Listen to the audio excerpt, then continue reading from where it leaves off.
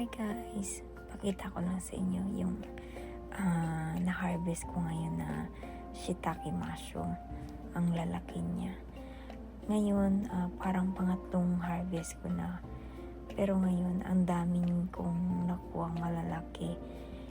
Kasi nung nakaraang araw, parang 4 na piraso yung kinuha ko yung mga malalaki. Ito pala yung dati na pinakita ko, yung bagong tanggal ko siya sa plastic.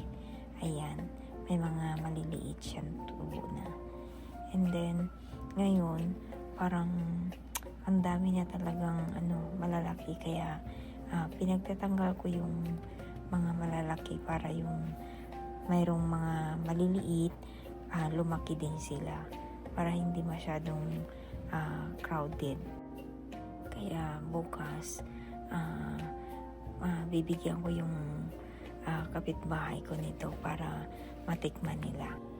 Kaya after 3 days, pwede na rin ako ulit mag-harvest nito. Tatanggalin ko na naman yung mga malalaki. Kasi pag tinanggal mo yung mga malalaki, may sumisibol na naman ulit na mga maliliit. Parang ang bilis nilang tumubo talaga. After 3 days, pakita ko ulit sa inyo.